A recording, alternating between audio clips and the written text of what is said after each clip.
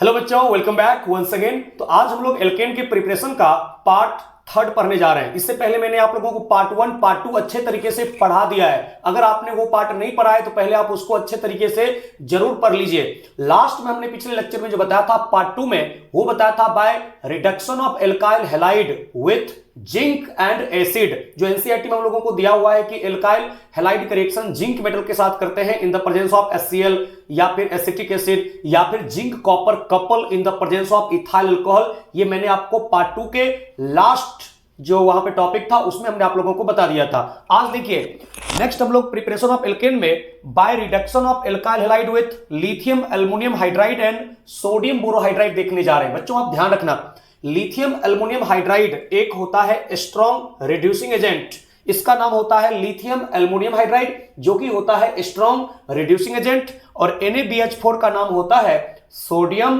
Borohydride. NaBH4 का नाम होता है सोडियम बोरोहाइड्राइड जो कि वीक रिड्यूसिंग एजेंट होता है, और इसका नाम होता है LiLH4 का लिथियम एल्युमिनियम हाइड्राइड जो कि होता है स्ट्रॉन्ग रिड्यूसिंग एजेंट। अब होता क्या है ये मैं आपको पहले बताते चलूं। बच्चों आप लिथियम एल्युमिनियम हाइड्राइड का जब इस्तेमाल करते हो तो ये प्राइमरी एल्काइल हैलाइड को रिड्यूस करके एल्केन में कन्वर्ट करता है, यानी कि आपको यहां पे लिखा हुआ रहेगा लिथियम एल्युमिनियम हाइड्राइड। जिसके भी नाम के लास्ट में अगर हाइड्राइड लगा हुआ है इसका मतलब वो होता है रिएक्शन में H- डोनर। कैसा होता है? H- डोनर, यानी इसके पास कितना H- होगा? 4, टोटल 4 H- देगा। यहां पे इसलिए हमने कितना मॉलिक्यूल लिया है? 4 मॉलिक्यूल, क्योंकि एक लिथियम एल्युमिनियम हाइड्राइड में 4 H- निकलेगा। तो चुपचाप आपको क्या करना है, जो ये LiLH4 से H-4 निकलेगा प्रत्येक मॉलिक्यूल में यहां पे आकर के आपको जोड़ देना है, और एडिशन ऑफ हाइड्रोजन को हम लोग कहते हैं रिडक्शन। तो बच्चों आपको करना कुछ नहीं है, जितने कार्बन का ये एल्काइल हैलाइड होगा उतने ही कार्बन का कॉरस्पॉन्डिंग एल्केन बनेगा। जहां से हेलोजन को निकालोगे वहीं पे जाकर के H- को ऐड कर दोगे, साथ में बैलेंस करोगे तो एक लिथियम के साथ एक ब्रोमीन चला जाएगा, एक यहां पे एल्युमिनियम के साथ 3 ब्रोमीन चला जाएगा, तो AlBr3 बाहर हो जाएगा। इस तरीके से कर सकते हैं हम लोग 1 डिग्री के साथ। अगर आप चाहो तो 2 डिग्री के साथ भी कर सकते हो, रिडक्शन बड़े आराम से हो जाएगा। ये मेरे को दिया हुआ है अब 2 डिग्री एल्काइल हैलाइड, और ये दिया हुआ था मेरे को 1 डिग्री एल्काइल हैलाइड। कोई बात नहीं, सेम टू सेम कांड यहां भी करने वाले हैं। जिसके भी नाम के लास्ट में अगर हाइड्राइड लगा हुआ है इसका मतलब इसको हम लोग कहते हैं H- डोनर। अब रिएक्शन में H- देगा तो आपको देख सकते हो टोटल यहां पे 4 हाइड्रोजन एटम है, इसलिए यहां पे 4 मॉलिक्यूल हमने लिया है बैलेंस करने के लिए, और addition of hydrogen atom is called reduction. आपको कुछ नहीं करना है बच्चों, सिर्फ जहां से हेलोजन को आप निकाल रहे हो वहां पे जाकर के H- को ऐड कर देना है, हाइड्रोजन एटम का एडिशन करना है, और एडिशन ऑफ हाइड्रोजन एटम को ही हम लोग कहते हैं रिडक्शन। इस तरीके से आप लोग कोरस्पॉन्डिंग एल्केन बना सकते हो, लेकिन सावधान हो जाइए, हर एक जगह एक ही जैसा रिएक्शन नहीं कर देना है। होता क्या है, अगर आपको दिया हुआ है टर्सरी एल्काइल हैलाइड, कौन सा बच्चों? टर्सरी एल्काइल हैलाइड दिया हुआ है, और आपको जैसा कि मैंने बताया पहले कि लिथियम एल्युमिनियम हाइड्राइड एक स्ट्रॉन्ग रिड्यूसिंग एजेंट होता है। यही कारण है कि अगर आप टर्सरी एल्काइल हैलाइड लेते हो तो इसके केस में हो जाता है इलिमिनेशन। अब इसमें रिडक्शन नहीं होता है, इसमें होता है इलिमिनेशन। इलिमिनेशन कहने का मतलब कि 2 सिग्मा बॉन्ड ब्रेक होकर के 1 पाई बॉन्ड का फॉर्मेशन कर देता है। बच्चों आपको करना क्या है, जहां से आप लोग निकालोगे Br- को उसके जस्ट बगल वाले कार्बन से निकाल दोगे एक H+ को। जी हां, जहां से ब्रोमीन निकालोगे उस कार्बन से जो डायरेक्टली टच कार्बन है उससे आप एक H+ को निकाल देते हो, जिसके कारण उस दोनों कार्बन के बीच में एक पाई बॉन्ड का फॉर्मेशन हो जाएगा। एक सिग्मा बॉन्ड इस कार्बन से टूटा, एक सिग्मा बॉन्ड इस कार्बन से टूटा, 2 सिग्मा बॉन्ड ब्रेक होकर के इस दोनों कार्बन के बीच में एक पाई बॉन्ड का फॉर्मेशन कर दिया। बाद बाकी यहां पे 2 मिथाइल अटैच रह गया, इसको कहा जाता है आइसोब्यूटेन। क्या कहते हैं इसको? आइसोब्यूटेन। और यहां से निकल गया एक H+ एक Br-, तो HBr वगैरह हम लोग यहां पे बाहर कर देते हैं, उतना बैलेंस करने की आवश्यकता नहीं है। आप ध्यान रखना कि कोई प्राइमरी एल्काइल हैलाइड होगा या सेकेंडरी एल्काइल हैलाइड होगा, उसका रिडक्शन अगर आप लिथियम एल्युमिनियम हाइड्राइड से करोगे तो बनेगा कॉरस्पॉन्डिंग एल्केन। जितने कार्बन का यहां पे होगा ये जितने कार्बन का ये होगा एल्काइल हैलाइड उतने कार्बन का बनेगा एल्केन। लेकिन अगर आपको टर्सरी एल्काइल हैलाइड दिया हुआ है तो टर्सरी एल्काइल हैलाइड से बन जाएगा एल्कीन। और किस तरीके से बनेगा आप लोगों ने सीखा, यानी कि शॉर्टकट में यहां पे लिख देता हूं, कोई भी आपको प्राइमरी या सेकेंडरी एल्काइल हैलाइड दिया हुआ रहता है, इसके ऊपर अगर लिथियम एल्युमिनियम हाइड्राइड है तो जहां हेलोजन है वहां पे खाली हाइड्रोजन को ऐड करके आपको फॉर्मेशन करना है, इसके केस में एल्केन। बात खत्म हो गई भाई साहब। उसके बाद देखिए, अगर आपको 3 डिग्री एल्काइल हैलाइड दिया हुआ है और इसका रिडक्शन अगर आप लोगों को कहता है लिथियम एल्युमिनियम हाइड्राइड के साथ, तो यहां पे रिडक्शन नहीं होता है, यहां पे हो जाता है इसके केस में एलिमिनेशन, और एलिमिनेशन होकर के एल्कीन का फॉर्मेशन होता है। ये सब बेसिक इंफॉर्मेशन आप लोग ध्यान रखोगे तो अच्छा होगा। जो बच्चे खास करके फाउंडेशन के हैं सावधान हो जाइए, ये सब बात आप लोगों को 12th क्लास में नहीं पढ़ाया जाएगा डिटेल में, यहीं पे आप लोगों को सीख करके जाना पड़ेगा। वहां पे एप्लीकेशन तो आएगा लेकिन ज्यादा इस प्रकार से नहीं पढ़ाया जाएगा, आपसे पूछा जाएगा कि अब आपने 11th में सब पढ़ा होगा, ठीक है, इसलिए अभी पढ़ लीजिए। अब सुनिए क्या होता है, अगर आप लेते हो यहां पे NaBH4, तो NaBH4 होता है एक वीक रिड्यूसिंग एजेंट। तो बच्चों इसमें हम लोग क्या करते हैं, अगर आप लेते हो टर्सरी एल्काइल हैलाइड, ये कौन सा है, यह है टर्सरी एल्काइल हैलाइड, और इस टर्सरी एल्काइल हैलाइड के ऊपर अगर आप डालते हो NaBH4, मैंने कहा ना जिसके नाम के लास्ट में अगर हाइड्राइड लगा हुआ है यानी कि सोडियम बोरोहाइड्राइड, वो रिएक्शन में होता है H- डोनर। यही H- चूंकि एक वीक रिड्यूसिंग एजेंट है, तो यहां टर्सरी के केस में भी एल्केन ही बनता है। लिथियम एल्युमिनियम हाइड्राइड के केस में टर्सरी अगर लेते हैं एल्काइल हैलाइड तो वहां पे बन जाता है एल्कीन। लेकिन अगर आप सोडियम बोरोहाइड्राइड लेते हो तो टर्सरी एल्काइल हैलाइड के केस में भी बनता है बच्चों यहां पे एल्केन। यहां पे वीक रिड्यूसिंग एजेंट होता है, तो आपको क्या करना है, बैलेंस करने के लिए सीधा सीधी 4 मॉलिक्यूल यहां पे इस्तेमाल करना है, क्योंकि 4 हाइड्रोजन है, इसलिए यहां पे हम लोग जो लिखेंगे 4 मॉलिक्यूल CH3 एंड CH3 के साथ H, और साथ में इसको बैलेंस कर लीजिए ना, यहां पे H- को जोड़ दिया, जहां से ब्रोमीन को हटाया एक बाहर हो जाएगा इसके केस में NaBr, बहुत सुंदर, और एक बाहर हो जाएगा इसके केस में BBr3, हो ना गया बाहर।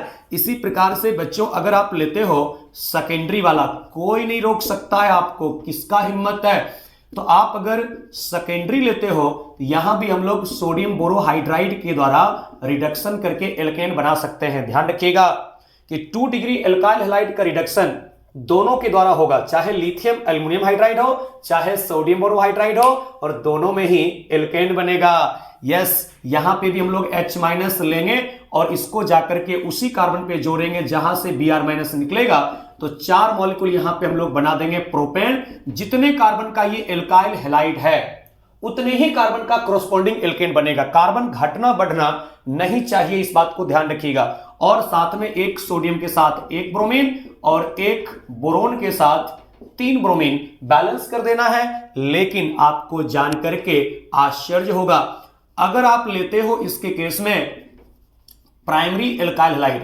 हेलोजन की जगह पे आप क्लोरीन, ब्रोमीन, आयोडीन रख सकते हो, ठीक है ना, फ्लोरीन नहीं रखना है, वो बहुत स्ट्रॉन्ग बॉन्ड होता है, वो नहीं टूट सकता है।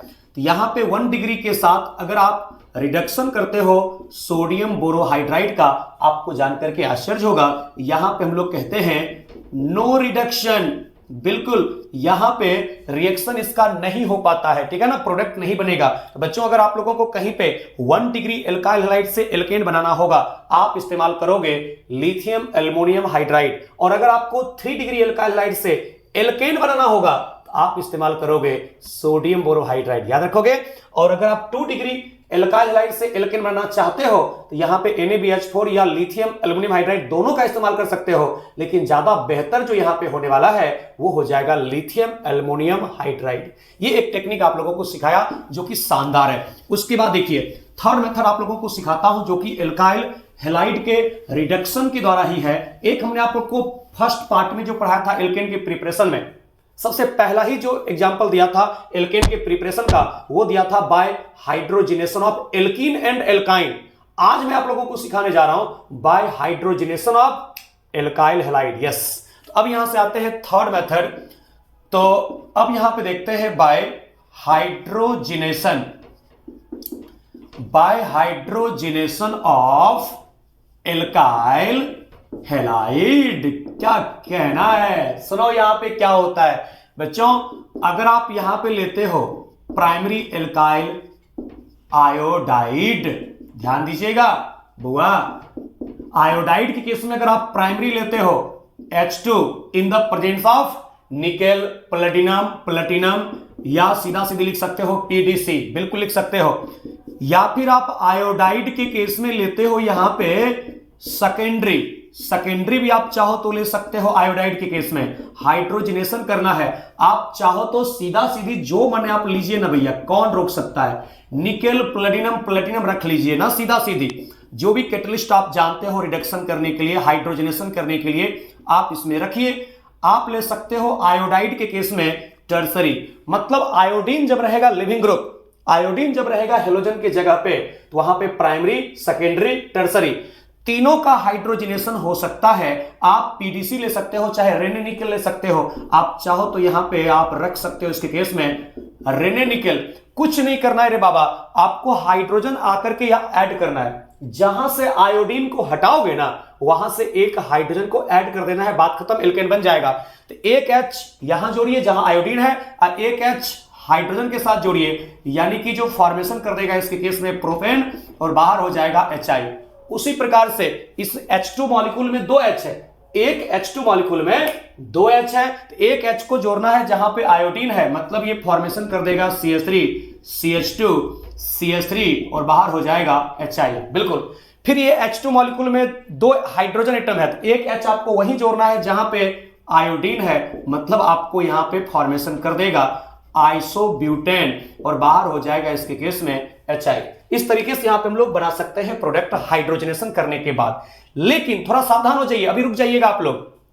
आयोडाइड के केस में हमने कहा कि प्राइमरी, सेकेंडरी, टर्सरी तीनों का होता है हाइड्रोजनेशन, चाहे पीडीसी ले सकते हैं, चाहे रेने निकेल ले सकते हैं, चाहे निकेल प्लेटिनम ले सकते हैं। लेकिन आपको थोड़ा सावधानी रखनी पड़ेगी कि अगर आप क्लोराइड लेते हो या फिर ब्रोमाइड लेते हो, तो क्लोराइड और ब्रोमाइड के केस में सिर्फ और सिर्फ टर्सरी का होता है हाइड्रोजनेशन। तो देखिए जैसे कि अब यहां पे हम लोग देखते हैं, अगर आपको करना है रिडक्शन ब्रोमाइड का चाहे क्लोराइड का, तो सिर्फ और सिर्फ यहां पे लेना पड़ेगा आप लोगों को टर्सरी, बाद बाकी प्राइमरी सेकेंडरी का नहीं होता है। ये सब कुछ बात को आप लोगों को याद रखना चाहिए, जो कि इंफॉर्मेटिव आप लोगों के लिए ये दिया हुआ है। अब हम लोगों को क्लोराइड, वो भी कैसा, टर्सरी, और इसका हम लोगों को करना पड़ता है हाइड्रोजनेशन। तो अगर हेलोजन की जगह पे आयोडीन होगा, तब तो प्राइमरी, सेकेंडरी, टर्सरी तीनों का होगा हाइड्रोजनेशन। लेकिन क्लोरीन और ब्रोमीन होगा हेलोजन की जगह पे, तो वहां पे सिर्फ टर्सरी का होता है हाइड्रोजनेशन, अब फ्लोराइड का होता ही नहीं है। अब इसके केस में यहां पे जैसे कि मान लीजिए आपको दिया हुआ है पीडीसी, चाहे दिया हुआ है मेरे को रेने निकल, ठीक है, या निकेल प्लेटिनम, आपको करना कुछ नहीं है, बहुत ही सिंपल सा काम है। जहां हेलोजन है वहां से हेलोजन को हटा करके एक हाइड्रोजन एटम को ऐड करना है, और एक हाइड्रोजन एटम हेलोजन के साथ चला जाएगा। आपको पता है क्या, इस एल्केन का नाम होता है बुआ आइसोब्यूटेन, या 1,2,3 मिथाइल प्रोपेन इसको कहते हैं। इसी प्रकार से यहां भी हो जाएगा CH3 एंड CH3H, और बाहर हो जाएगा इसके केस में HCl। देख सकते हो एल्काइल हैलाइड का हम लोग हाइड्रोजनेशन करके किस प्रकार से एल्केन का फॉर्मेशन कर सकते हैं। ये सब रिएक्शन कुछ बहुत इंपॉर्टेंट है, जो आप लोगों को सीखना चाहिए, तो मजा आ जाता है, ठीक है ना। यस, अब देखिए, अब फोर्थ एक बता रहा हूं, by reaction of alkyl iodide with concentrated HI। Yes, अरे ये सिर्फ एल्काइल आयोडाइड की ही बात नहीं है, by reaction of alkyl iodide with concentrated HI की ही बात नहीं है। देखो मैं आपको बता देता हूं, सबसे पहले जो ये HI होता है, ये हाइड्रोजन आयोडाइड जो होता है, ये होता है एक स्ट्रॉन्ग रिड्यूसिंग एजेंट।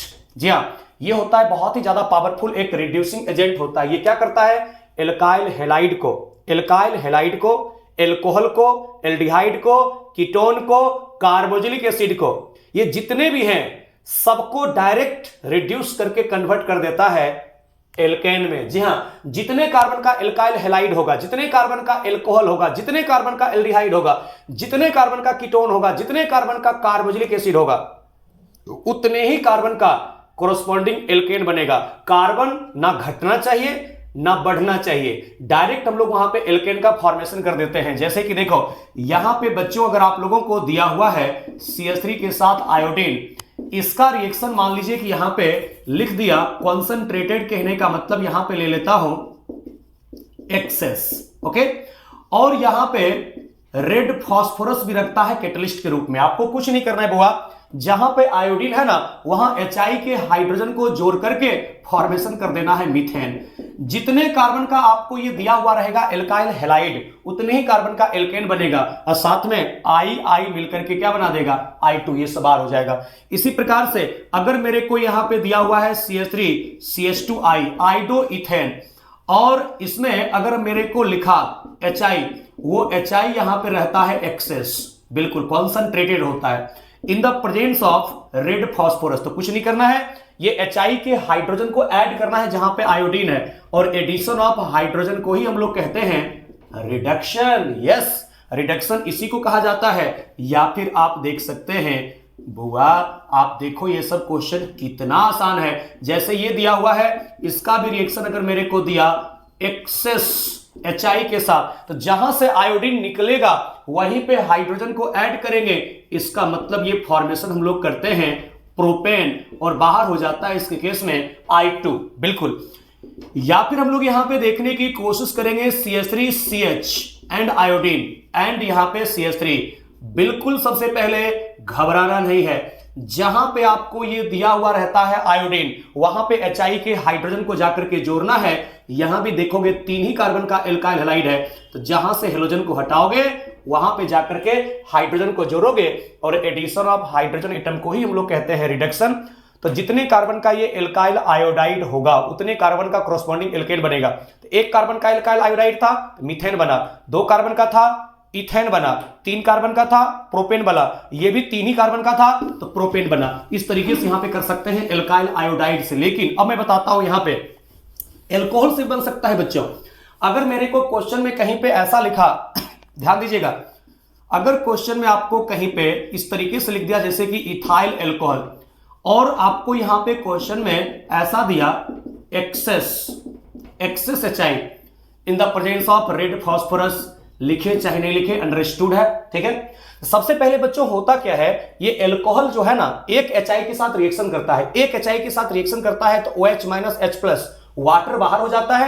वाटर बाहर होने के बाद एक आयोडीन यहां ऐड होता है तो बन जाता है इथाइल आयोडाइड। अब फिर चूंकि एक्सेस HI है तो दूसरे मॉलिक्यूल के साथ रिएक्शन करके बन जाता है एल्केन। उतने मैकेनिज्म में अभी नहीं जाऊंगा मैं, उतने मैकेनिज्म अभी आप लोगों को नहीं पढ़ाऊंगा, वो हेलो एल्केन हेलो एरीन में पढ़ाऊंगा। अभी बस आप लोगों को ध्यान रखना है जितने कार्बन का ये एल्कोहल होगा उतने ही कार्बन का बनता है कोरोस्पोंडिंग एल्केन।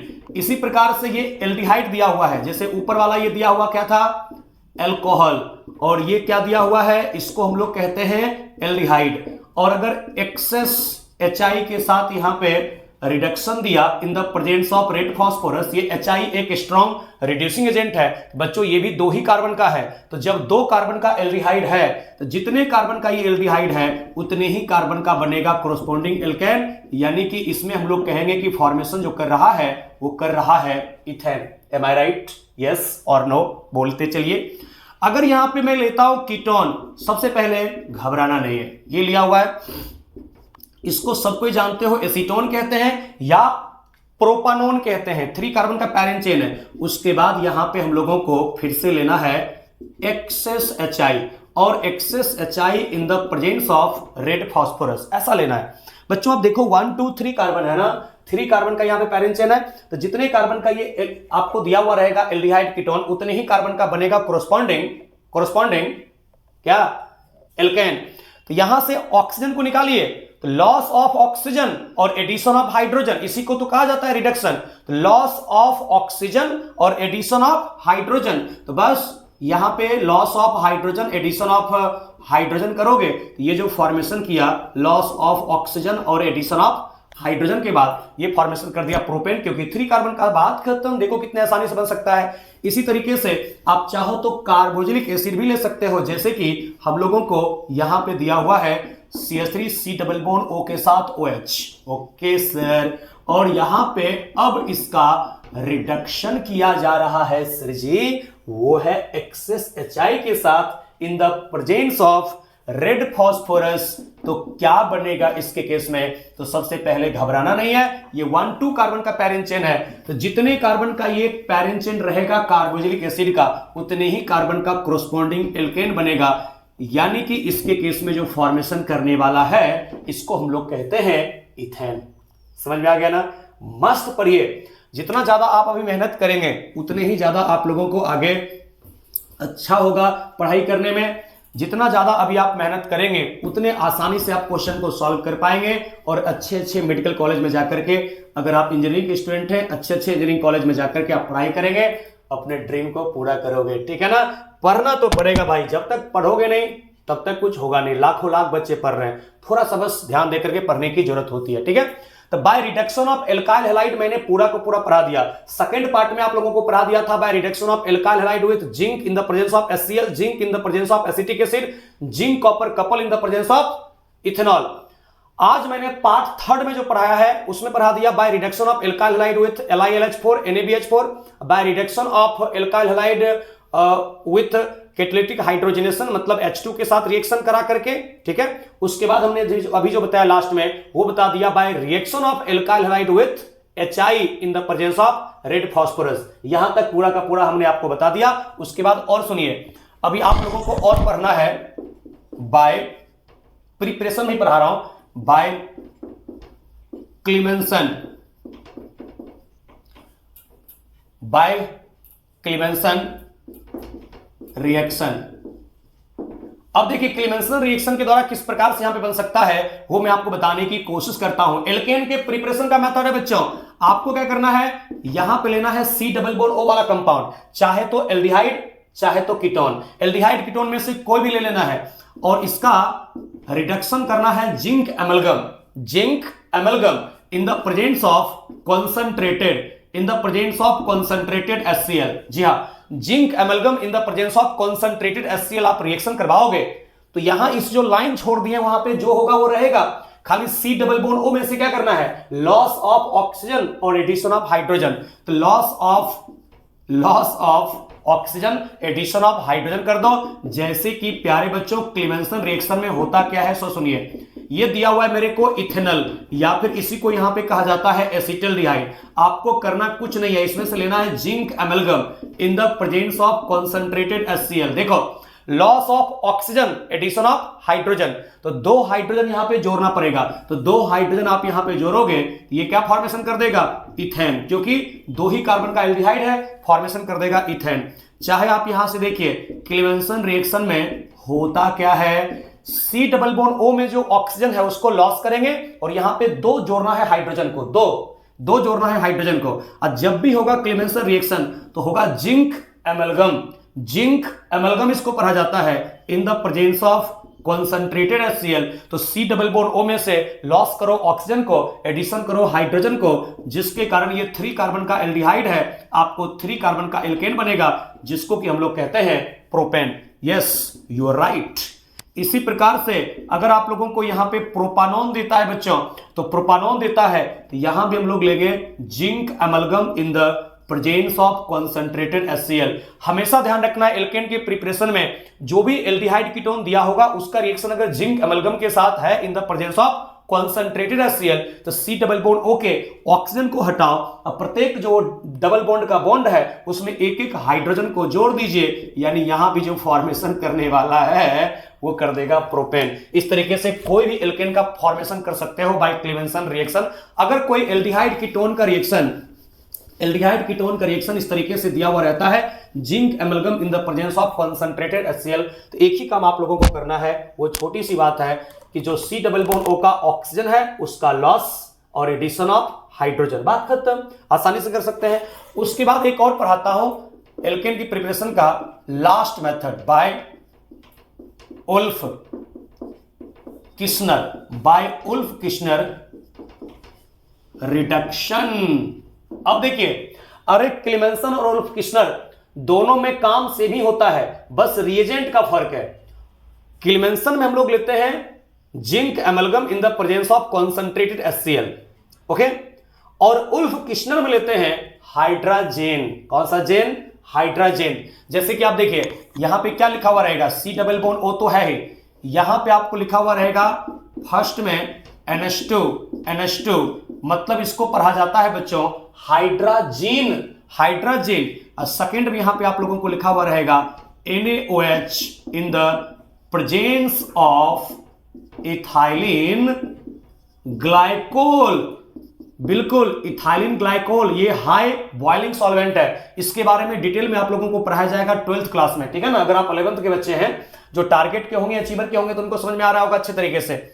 जो अगर फाउंडेशन के बच्चे हैं, अभी मैं आपको बेसिक बता रहा हूं, शॉर्टकट बता रहा हूं, इसको पढ़ाऊंगा डिटेल में आप लोगों को 12th क्लास में, ठीक है। एल्डिहाइड कीटोन चैप्टर में पढ़ना है। तो C डबल बॉन्ड O में से लॉस ऑफ ऑक्सीजन और एडिशन ऑफ हाइड्रोजन यानी CH2 में कन्वर्ट कर देना है। जैसे कि प्यारे बच्चों, जैसे कि आपने बनाया था क्लेमेंसन में, वैसे ही काम करना है। जानते हो इसी हाइड्रोजन को जो NH2 है, इसको मैं ऐसे भी लिख सकता हूं N2H4, और सेकेंड में यहां पे लिख सकता हूं KOH, और इथाइलिन ग्लाइकोल का स्ट्रक्चर कुछ ऐसा होता है।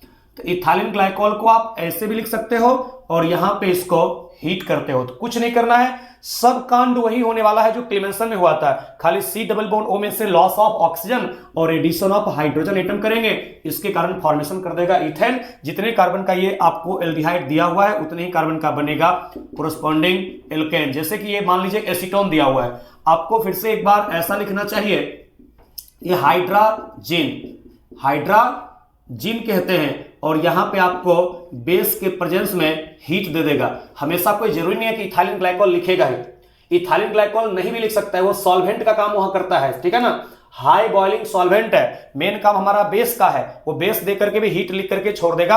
आपको समझ जाना है, इसको कहते हैं उल्फ किश्नर रिडक्शन कहते हैं या रिएक्शन कहते हैं। तो C डबल बॉन्ड O में से लॉस ऑफ ऑक्सीजन और एडिशन ऑफ हाइड्रोजन करने के बाद आप लोग फॉर्मेशन कर सकते हो प्रोपेन। अरे कोई भी बना सकते हो, कुछ नहीं है। एक बार बस एक क्वेश्चन को समझ लिया ना जो बच्चा, वो सारे क्वेश्चन को फाड़ के रख देगा, कहीं कोई दिक्कत उसको होने वाला इस धरती पे नहीं है। जैसे कि ये देखिए, ये एल्डिहाइड है। अब आप कहोगे कि क्या इसमें कोई परिवर्तन किया है हमने? कुछ नहीं किया है। यहां पे ये N2H4 दे दिया और सीधा सीधी यहां पे लिख देगा KOH वगैरह कुछ नहीं देगा, सीधा सीधी लिखेगा OH माइनस हीट। समझ जाना है, इथाइलिन ग्लाइकोल की प्रतीक्षा नहीं करना है कि सर इथाइलिन ग्लाइकोल आप बोले थे ना, वो था ही नहीं। अरे नहीं भी दे सकता है, वो सॉल्वेंट है। आपको सिर्फ C डबल बॉन्ड O को कन्वर्ट करना है CH2 में। तो ऑब्जेक्टिव क्वेश्चन में एग्जैक्ट सब कुछ नहीं मेंशन करना होता है, ठीक है ना। अगर आप देते हैं, जब बोर्ड एग्जाम देते हैं, स्कूल में लिखना होता है, तो वहां पे कंप्लीट लिखना पड़ता है कि when aldehyde and ketone treated with hydrogen followed by treated heating with KOH NOH in the presence of ethylene glycol then corresponding alkane is form. पूरा का पूरा हम लोग लिखते हैं वहां पे, लेकिन ऑब्जेक्टिव में पूरा का पूरा नहीं लिखा हुआ रह सकता है। इस तरीके से आप लोग क्वेश्चन को सॉल्व कर सकते हो। उम्मीद करता हूं मेरी बात आपको समझ में आ गया होगा। एल्केन की प्रिपरेशन का पूरा मेथड हम लोगों ने पढ़ लिया है। इससे ज्यादा अब आपको एल्केन की प्रिपरेशन में कुछ नहीं पूछेगा। जो भी आप लोगों को पार्ट 1 पार्ट 2 और अभी तक इसमें पढ़ाया है वही पूछेगा, इससे फाजिल कुछ नहीं पूछेगा। इतना ही आप लोगों को पढ़ना है एल्केन के प्रिपरेशन में। अब मैं आपको बताने जा रहा हूं फिजिकल प्रॉपर्टीज ऑफ एल्केन। ध्यान दीजिएगा, इसको अक्सर बच्चे नहीं पढ़ते हैं, लेकिन आपको मैं पढ़ाऊंगा, ठीक है। तो लिखोगे फिजिकल प्रॉपर्टीज ऑफ एल्केन। देखिए, सबसे पहले इसका हम लोग देखेंगे फिजिकल स्टेट। तो सबसे पहले हम लोग देख लेते हैं इसका फिजिकल स्टेट। फिजिकल स्टेट कहने का मतलब कि कौन सा एल्केन गैसियस फॉर्म में होता है, कौन सा एल्केन लिक्विड फॉर्म में होता है, कौन सा एल्केन सॉलिड के फॉर्म में होता है। देखो बच्चों, क्या करना, C1 से लेकर के C4 तक, ठीक है, C1 से लेकर के C4 तक, यानी कि C1 कहने का मतलब जैसे कि methane, ethane, propane, butane, isobutane. C1 हो गया मीथेन, C2 हो गया इथेन, C3 हो गया प्रोपेन, C4 हो गया दो, एक हो गया ब्यूटेन, एक हो गया आइसोब्यूटेन। तो वहां तक आप कहोगे कि जो 4 कार्बन तक जो भी एल्केन होगा, 4 कार्बन तक सब होगा गैसेस फॉर्म में। और C5 से लेकर के C17 तक 5 कार्बन से लेकर के 17 कार्बन तक का जो भी एल्केन होगा, उसको आप लोग यहां पे कहोगे कि वो जो होता है वो लिक्विड के फॉर्म में होता है, लिक्विड के फॉर्म में। और C18 एंड मोर, इसके आगे जो भी होगा C18, 18 कार्बन या उससे ज्यादा वाला एल्केन जो होगा उसको आप यहां पे कहोगे वो होता है सॉलिड फॉर्म में। कैसा होता है बच्चों? सॉलिड फॉर्म में होता है। इस तरीके से हम लोग फिजिकल स्टेट का इसका लिख सकते हैं। जो भी आपको पूछा जाए, 1 कार्बन से लेकर 4 कार्बन तक का एल्केन हो जाएगा गैसेस, 5 कार्बन से 17 कार्बन तक हो जाएगा लिक्विड, और 18 से आगे जो भी होगा वो सब हो जाएगा सॉलिड। बात खत्म। उसके बाद देखिए दूसरा यहां पे जो सबसे इंपॉर्टेंट मैं पढ़ने वाला हूं वो पढ़ने वाले हम लोग बॉइलिंग पॉइंट, और आप लोग इसको जानिए, बहुत इंपॉर्टेंट है बच्चों। आपको ध्यान रखना है कि बॉइलिंग पॉइंट जो होगा directly proportional, boiling point directly proportional molecular mass, ये सबसे पहले प्रायोरिटी देना है।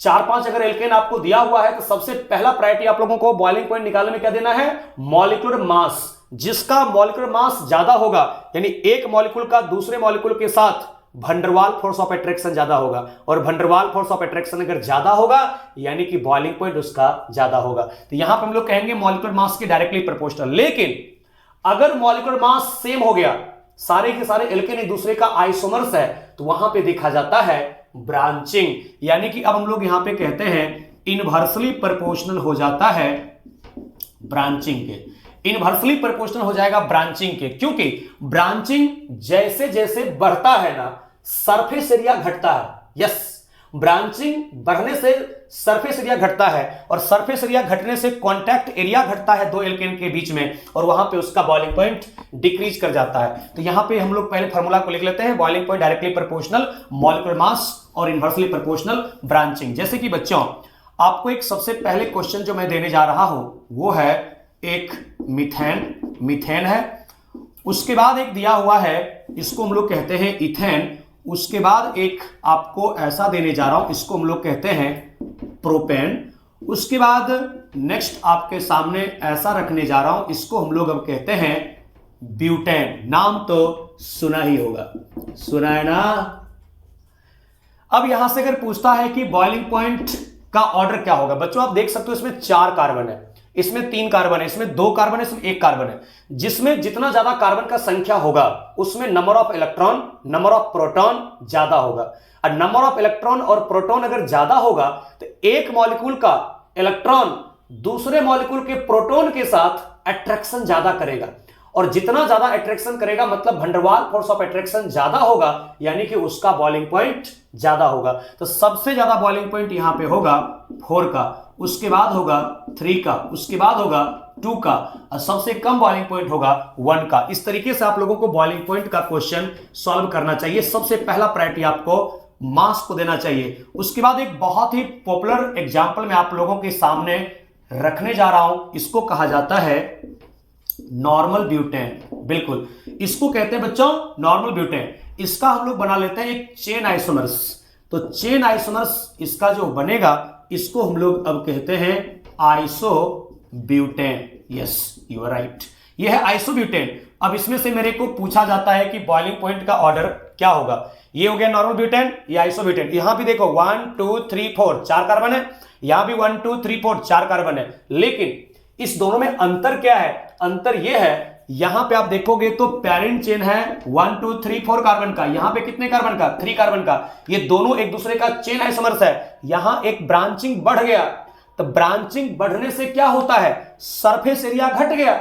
आप देखो ये ज्यादा एरिया कवर कर रहा है, ये कम एरिया कवर कर रहा है, तो सरफेस एरिया घट जाता है जब ब्रांचिंग बढ़ता है। तो सरफेस एरिया घटता है तो एक मॉलिक्यूल का दूसरे मॉलिक्यूल के साथ कांटेक्ट कम हो जाता है, जिसके कारण की वंडरवाल फोर्स ऑफ अट्रैक्शन कम हो जाता है, अब बॉइलिंग पॉइंट डिक्रीज कर जाता है। तो यहां पे 1 का बॉइलिंग पॉइंट ज्यादा होगा 2 से। तो कहते हैं क्या? As branching increases, as branching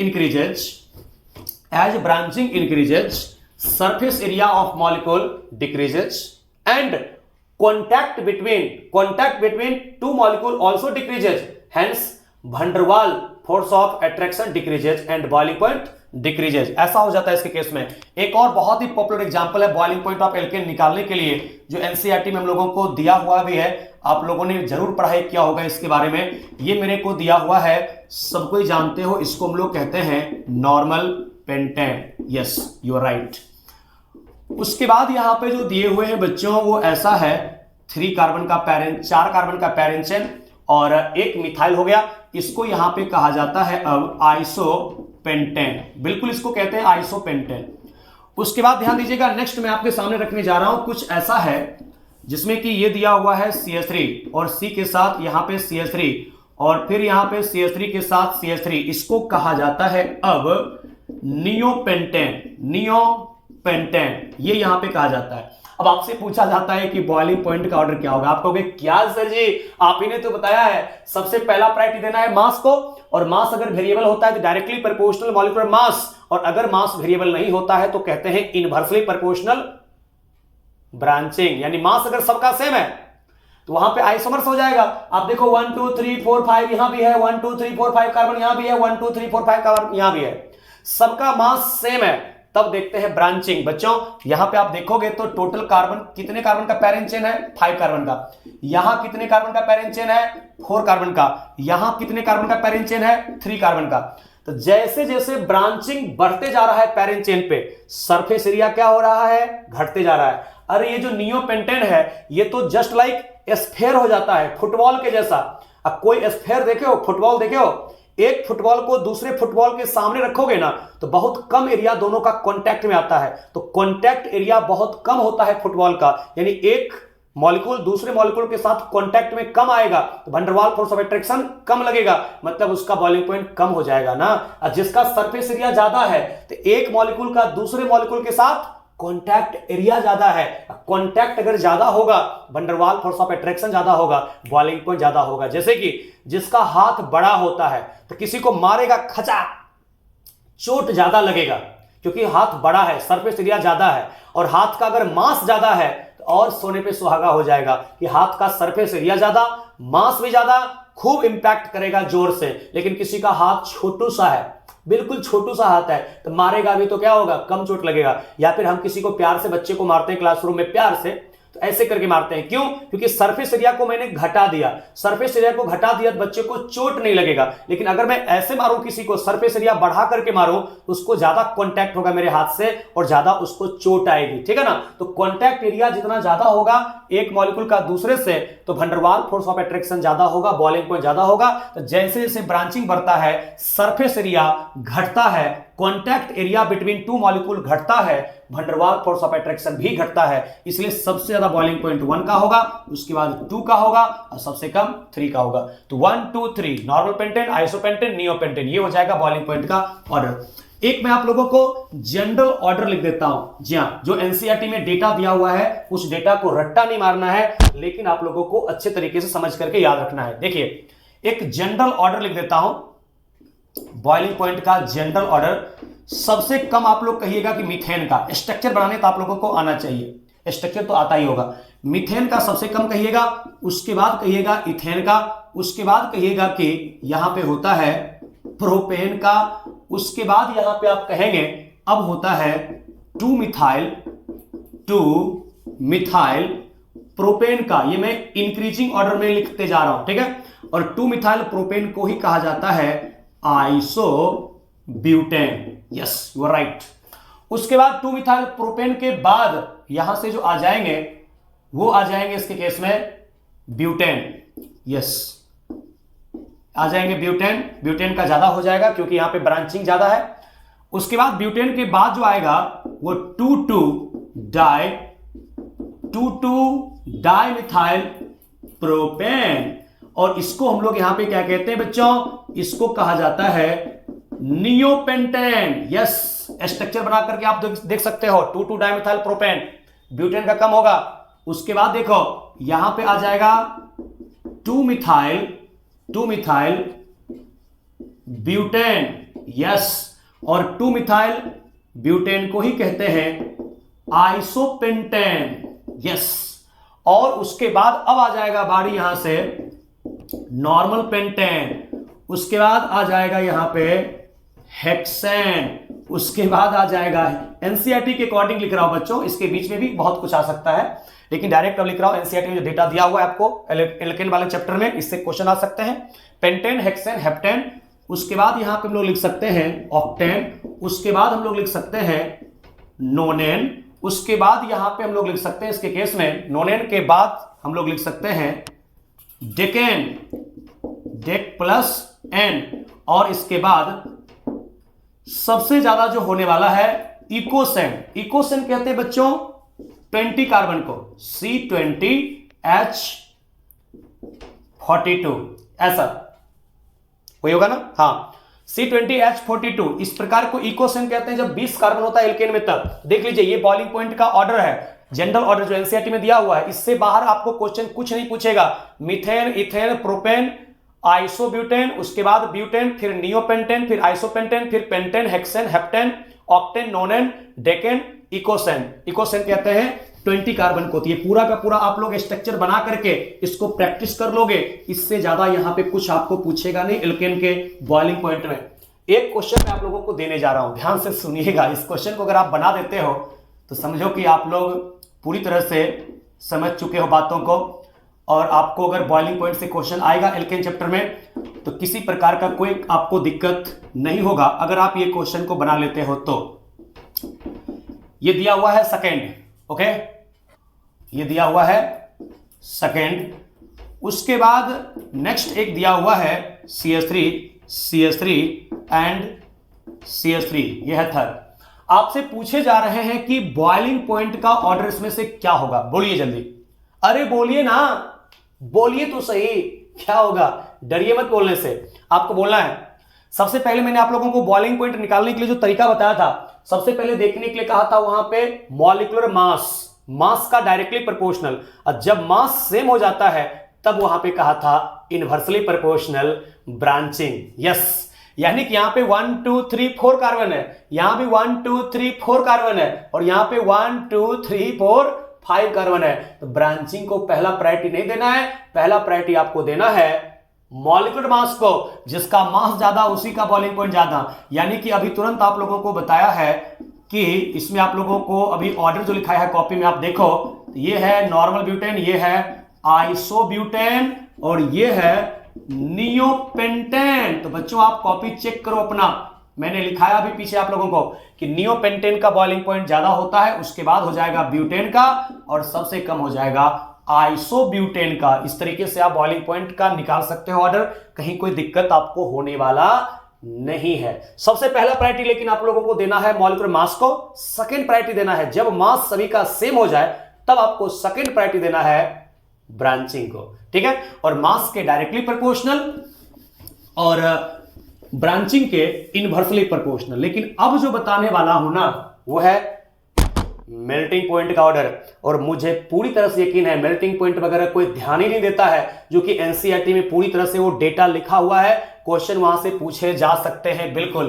तो अब मैं आप लोगों को थर्ड प्रॉपर्टी जो पढ़ाने जा रहा हूं मेल्टिंग पॉइंट, और इसको निकालने का कोई टेक्निक आपको मैं नहीं बताऊंगा। यहां पे ऑड के लिए अलग हो जाता है, इवन के लिए अलग हो जाता है, depending upon structure of alkene, अलग अलग वैरी करता है, फ्लक्चुएट करता है, ठीक है ना। रेगुलर कोई ऑर्डर नहीं होता है मेल्टिंग पॉइंट का, इसलिए मेल्टिंग पॉइंट का ऑर्डर मैं आप लोगों को याद करवाऊंगा, अभी आप याद करो। सबसे कम मेल्टिंग पॉइंट किसका होता है, तो सबसे कम होता है प्रोपेन का। यस, यही तो है, यहां पे सबसे कम मेल्टिंग पॉइंट होता है प्रोपेन का, उसके बाद थोड़ा ज्यादा हो जाता है मीथेन का, उसके बाद हो जाता है यहां पे इथेन का, और उसके बाद आपको जानकर के आश्चर्य होने वाला है, अब हो जाता है यहां पे 2 मिथाइल ब्यूटेन का, यानी कि आइसोपेंटेन का, उससे ज्यादा होता है 2 मिथाइल प्रोपेन का, यानी कि आइसोब्यूटेन का। ये बोला ना, ये ऑर्डर सीधा है ही नहीं, उल्टा पुल्टा है।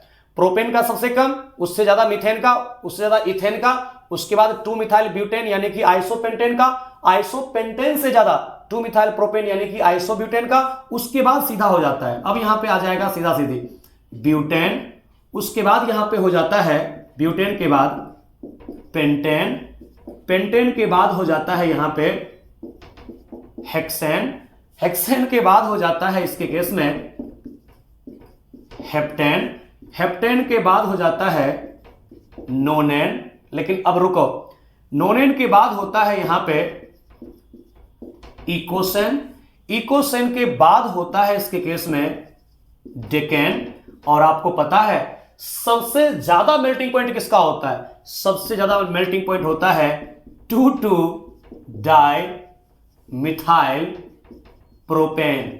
Yes, you are right. Two two di methyl propane यानी कि सबसे ज्यादा जो मेल्टिंग पॉइंट होता है वो होता है नियोपेंटेन का। आप डेटा चेक कर सकते हो, एनसीईआरटी में आप लोगों को दिया हुआ है पूरी तरह से। बच्चों इसको याद करना बहुत डिफिकल्ट नहीं है। आप गौर से अगर देखें तो सबसे कम मेल्टिंग पॉइंट किसका? प्रोपेन का। और सबसे ज्यादा किसका? नियोपेंटेन का, यानी कि 2,2-डाइमिथाइल प्रोपेन का। तो सबसे कम याद रखो पहले प्रोपेन का, सबसे ज्यादा याद रखो नियोपेंटेन का। अब बीच में आते हैं, प्रोपेन के बाद मीथेन, इथेन, ये सीधा है। प्रोपेन के बाद मीथेन, उसके बाद इथेन, ये है इंक्रीजिंग ऑर्डर में, इंक्रीजिंग ऑर्डर में। यस, यहां बीच में ये सिर्फ दो याद रखना है कि प्रोपेन सबसे कम, उसके बाद मीथेन, उसके बाद इथेन, उसके बाद आइसोपेंटेन आ जाता है। आइसोपेंटेन यानी कि 2-मिथाइल ब्यूटेन, और उसके बाद उससे ज्यादा होता है आइसोब्यूटेन का। आइसोपेंटेन ज्यादा होता है आइसोब्यूटेन का, यानी 2-मिथाइल प्रोपेन का। उसके बाद हो जाता है butane, pentane, hexane, heptane. Heptane के बाद छूट गया ना, हेप्टेन के बाद छोड़ दिया हमने। हेप्टेन के बाद यहां पे छूट गया है ऑक्टेन। ऑक्टेन के बाद बच्चों यहां पे छूट गया है नोनेन। और नोनेन के बाद यहां से हम लोग कहेंगे कि पहले हो जाएगा इसके केस में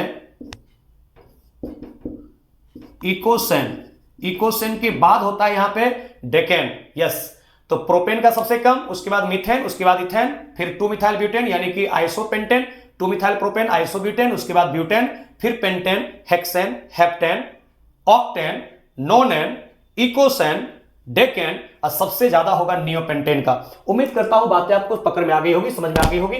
आप इसको थोड़ा याद करने की कोशिश करेंगे, ठीक है। और मेल्टिंग पॉइंट, बॉइलिंग पॉइंट दोनों का डेटा दिया हुआ है आप लोगों को एनसीईआरटी में एल्केन चैप्टर में, ठीक है ना। जब उसका प्रिपरेशन खत्म किया है वहां पे दिया हुआ है। तो यहां तक आज आप लोगों को मैंने पढ़ा दिया पूरी तरह से। फिजिकल प्रॉपर्टीज भी, melting point, boiling point, physical state, उसके बाद प्रिपरेशन का जितना भी मेथड था, पार्ट 1, पार्ट 2, पार्ट 3, ये पूरी तरह से मैंने आप लोगों को कंप्लीट कर दिया। अगले लेक्चर में लेकर के आता हूं रिएक्शन ऑफ एल्केन, उसको भी आप खूब एंजॉय करेंगे। और उसमें मैं आप लोगों को पढ़ाऊंगा रिएक्शन मैकेनिज्म का। एक रिएक्शन मैकेनिज्म सबसे पहले आएगा, फ्री रेडिकल सब्स्टिट्यूशन रिएक्शन, जो अगले लेक्चर में लेकर के आता हूं। तब तक आप स्वस्थ रहें, सुरक्षित रहें, मुस्कुराते रहें। जितना हो सके उतना आप पढ़ाई को एंजॉय कीजिए, खुश होकर के पढ़िए, ईमानदारी से पढ़िए, आपका रिजल्ट श्योर है। Thank you everyone. जय हिंद, जय भारत, वंदे मातरम।